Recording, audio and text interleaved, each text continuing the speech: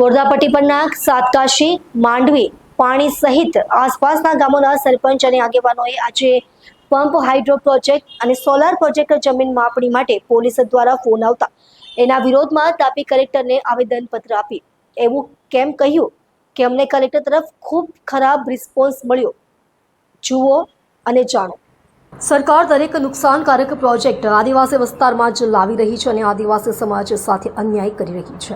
આવો આક્ષેપ સોનગઢના છેવાડે આવેલા બોરદાપટ્ટી પર વસેલા ગામ સાતકાશી માંડીપાણી અને આસપાસના ગામના સરપંચો અને આગેવાનોએ કર્યો હતો। નોંધવું રહ્યું કે હાલ પોલીસ વિભાગ દ્વારા આ ગામ અને આસપાસના ગામના સરપંચોને ફોન કરી કહેવામાં આવી રહ્યું છે કે હાઇડ્રો પ્રોજેક્ટ અને સોલાર પ્રોજેક્ટ માટે કામ કરનાર કંપનીના લોકો જમીન માપણી સર્વે માટે પોલીસ પ્રોટેક્શનની માંગ કરી રહ્યા છે। અત્યારે ચિંતિત થયેલા ગામ લોકોએ તાપી જિલ્લા કલેક્ટરને આવેદનપત્ર આપી આ પ્રક્રિયા તાત્કાલિક ધોરણે અટકાવવા માંગ કરી હતી અને તાપી જિલ્લા કલેક્ટર તરફથી ખૂબ જ ખરાબ વિસ્ફોટ મળ્યો છે એવો આક્ષેપ પણ કર્યો હતો।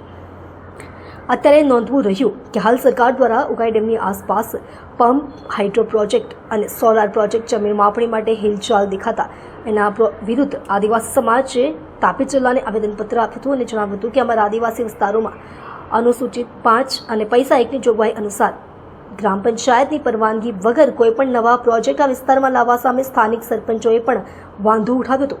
વધુમાં જણાવ્યું હતું કે આવા પ્રોજેક્ટથી આદિવાસી સમાજને માછીમારી અને ખેતી સહિત આજીવિકાને નુકસાન અને પુનઃ વિસ્થાપિત થવાની ભીતિ છે। તાપી કલેક્ટર આદિવાસી સમાજ સાથે સારો વ્યવહાર ન કર્યો હોવાનો પણ આક્ષેપ આવેદનપત્ર આપનારા દ્વારા કરાયો હતો અને અંતે આવેદનપત્ર આપનારાએ જણાવ્યું હતું કે અમે અમારો જીવ આપી દઈશું પણ આવો પ્રોજેક્ટ આ વિસ્તારમાં નહીં આવવા દઈએ। નોંધવું રહ્યું કે આ પ્રોજેક્ટ આ વિસ્તારમાં આવે તો સમાજના લોકોને કઈ બાબતનો ડર છે પણ સમજવા જેવું છે। આ આદિવાસી સમાજને આ પ્રોજેક્ટ આવવાથી ઉકાઈ ડેમ 15 થી 20 કિલોમીટર વિસ્તારમાં કોઈપણ પ્રકારની પ્રવૃત્તિ નહીં કરવા દેવામાં આવે એવો ડર છે। સાથે જ માછીમારી કરીને જીવન ગુજારનારા લોકો બેરોજગાર થવાની પણ ભીતિ છે। જ્યારે ઉકાઈ ડેમ બન્યો ત્યારે એમણે વિસ્થાપિત થવાનો વારો આવ્યો હતો, એમ ફરી બધું છોડીને જવું પડશે એવો પણ એમને ડર છે। સાથે જ ઔદ્યોગિકરણ માટે સરકાર અહીં બાકી રહેલું જંગલ પણ એમની પાસે છીનવી લેવા માંગે છે તેમ આ સમાજને લાગી રહ્યું છે। સાથે જ આદિવાસી સમાજનું કહેવું છે કે એમને પૈસા 1 અને અનુસૂચિત 5 પ્રમાણે વિશેષ અધિકારો આપવામાં આવ્યા છે, ત્યારે એમની પરવાનગી સિવાય એમના વિસ્તારમાં કોઈ પણ નુકસાનકારક પ્રોજેક્ટ નહીં લાવી શકાય। આવા સમયે તાપી જિલ્લા કલેક્ટરે જાહેર સભા અથવા ગામ દીઠ જનસભાઓ રાખી આ વાતમાં કેટલી સચ્ચાઈ છે અને કેટલો ભ્રમ એ ખુલાસો કરવો જોઈએ અને ગામ લોકોને વિશ્વાસમાં લઈને આગળ વધવું જોઈએ। તેમની સામે આદિવાસી સમાજનું એમ કહેવું કે તમને કોણે કહ્યું કે ગ્રામ પંચાયત વિરોધ કરશે તો એ ગામમાં કોઈ કામ ન કરી શકાય અને રજૂઆત કરવા આવનારને તમે કેમ રજૂઆત કરવા આવ્યા એવું કહેવું કેટલું યોગ્ય?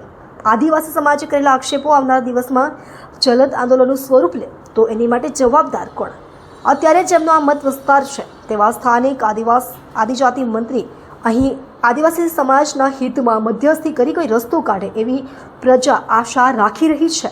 હવે આ સમસ્યાનો શાંતિપૂર્ણ રસ્તો કાઢી સબકા સાથ સબકા વિકાસનું સૂત્ર સાર્થક કરવામાં આવે છે કે પછી એક જલદ આંદોલનને અહીંથી ઊભું થવા દેવામાં આવે છે તે આવનાર દિવસમાં જોવાનું રહ્યું।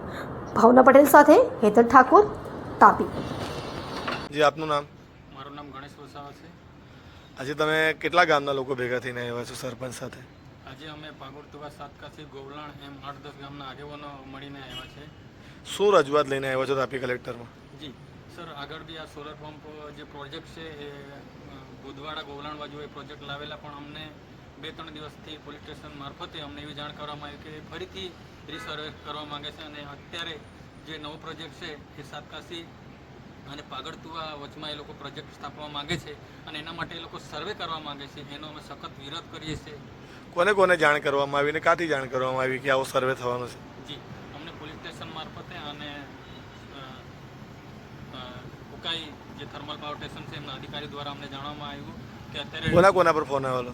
જી, પાગડતુવાના સરપંચ અને સાતકાશી ગોવલાણના જે પણ સરપંચો આજુબાજુમાં લાગતા ઓળખતા છે બધાને જ પોલીસ સ્ટેશન તરફથી ફોન કરવામાં આવ્યા છે।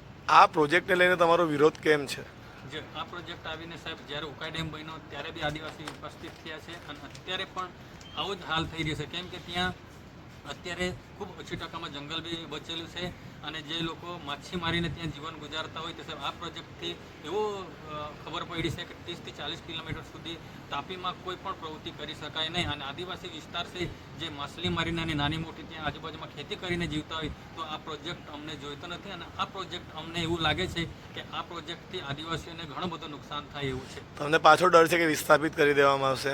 જી, આ કેમ કે આ ખૂબ ખુલ્લો જ છે, કેમ કે જ્યાં જ્યાં આદિવાસી રહેતા હોય ત્યાં જ આવા પ્રોજેક્ટો આવે છે, જે નેશનલ હાઈવે હોય કે આ નાના મોટા પ્રોજેક્ટ. કલેક્ટરે તમે મળવા આવ્યા, તેમણે કેવો રિસ્પોન્સ આપ્યો, શું કીધું? કલેક્ટરે અમને સાહેબ ખૂબ જ ખરાબ રિસ્પોન્સ આપ્યો. એમણે એવું કીધું કે જો આદિવાસીના વિકાસ માટે પ્રોજેક્ટ લાવતા હોય તો એવું જરૂરી નથી કે પંચાયત એમને સર્વે આવે, પંચાયતે ગ્રામસભા લે અને ત્યારે જ આવું થાય, આવું કોઈ નથી. એવું એટલે પંચાયતની પરવાનગી લેવી જરૂરી નથી એવું એમનું કહેવું હતું. એવું કેવું છે.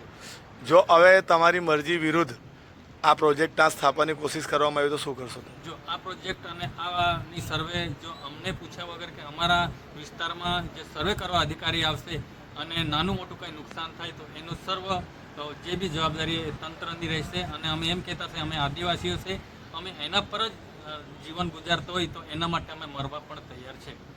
જી, આભાર.